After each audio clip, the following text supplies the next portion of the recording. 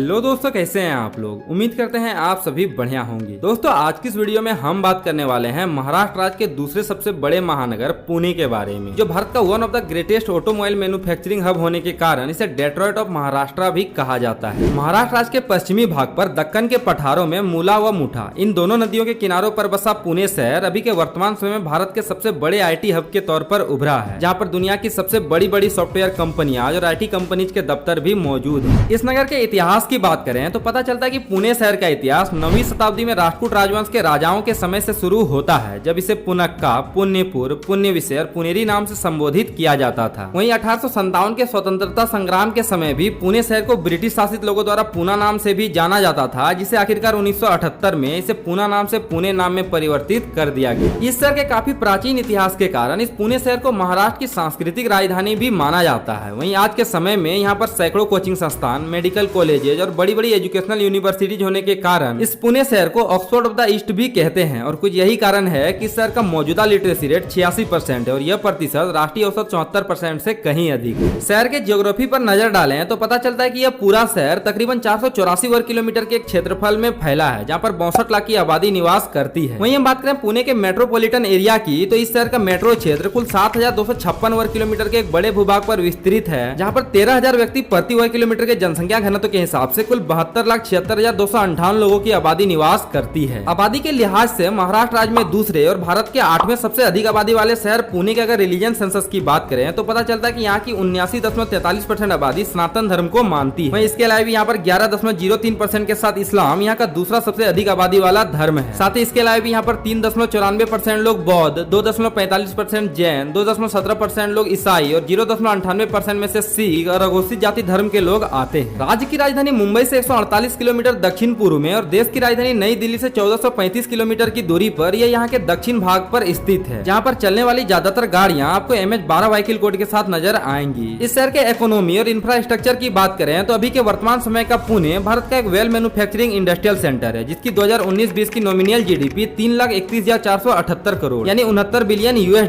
की है। और यह GDP से महाराष्ट्र राज्य में मुंबई और ठाणे के बाद यहाँ का तीसरा सबसे बड़ा शहर बनाता है। इस शहर की इकोनॉमी में सबसे ज्यादा योगदान यहाँ के IT sector, software technology parks और यहाँ के ऑटोमोबाइल मैन्युफैक्चरिंग का है, जहाँ पर Tata Motors, Mercedes Benz, Bajaj auto, Mahindra, Jaguar, kinetic Motors और लैंड रोवर जैसी कई सारी ऑटोमोबाइल कंपनियों ने अपने प्रोडक्शन प्लांट स्थापित किए हैं। इंफ्रास्ट्रक्चर की बात करें तो पुणे शहर का public transport system railways, Airways, roadways और मेट्रो चारों वर्गों में खास है। रोड ट्रांसपोर्टेशन में इस शहर में NH48, NH60, NH65, NH753F और NH965 की सड़कें इस शहर को रोडवेज की सुविधाएं मुहैया कराती है, जिनमें से NH48 को पुणे बेंगलुरु एक्सप्रेस हाईवे और मुंबई पुणे एक्सप्रेसवे, NH60 को पुणे नासिक एक्सप्रेसवे, NH65 को पुणे सोलापुर हाईवे, NH753F को पुणे अहमदनगर हाईवे और NH965 को पुणे शाश्वत एक्सप्रेसवे के नाम से जाना जाता है। हवाई मार्गों की सुविधा के लिए पुणे शहर के पास इसका एक अपना हवाई अड्डा यहाँ के लोहा गाँव में स्थित है, जहाँ से घरेलू उड़ानें भारत के बाकी अन्य शहरों के साथ साथ अंतर्राष्ट्रीय देशों तक भी जाती है। रेलवे की बात करें तो यहाँ का पुणे जंक्शन भारत के one of the most busiest railway junction में से एक है, जहाँ से प्रत्येक दिन कई सारी इंटरसिटी और एक्सप्रेस ट्रेनें इसे मुंबई, नासिक, अहमदाबाद, चेन्नई, दिल्ली, बेंगलुरु और हावड़ा जंक्शन से जोड़ती है। साथ ही इस पुणे जंक्शन से आप यहाँ के हिल स्टेशन लोनावला तक का भी सफर तय कर सकते हैं, जो कई सारे टनल, पहाड़ और खूबसूरत घाटियों से भी होकर गुजरती है। तो आइए अंत में जानते हैं पुणे शहर के कुछ प्राकृतिक और ऐतिहासिक पर्यटन स्थलों के बारे में, जहाँ पर आप मानसून के समय ट्रैकिंग और कैंपिंग का भी लुत्फ उठा सकते हैं। तो इस शहर में सबसे पहले आप यहाँ के शिवनेरी फोर्ट को एक्सप्लोर करने जा सकते हैं, जहाँ पर छत्रपति शिवाजी महाराज का जन्म हुआ था। इसके अलावा भी आप यहाँ के राजगढ़ फोर्ट, सिंहगढ़ फोर्ट, आगा खान महल, शनिवार वाड़ा, लाल महल और पश्चिमी घाट पर्वत को एक्सप्लोर करने जा सकते हैं। तो फिलहाल पुणे शहर की इस वीडियो में बस इतना है। वीडियो कैसा लगा कमेंट बॉक्स में जरूर बताइएगा। Be safe and stay tuned with travel with Chandan.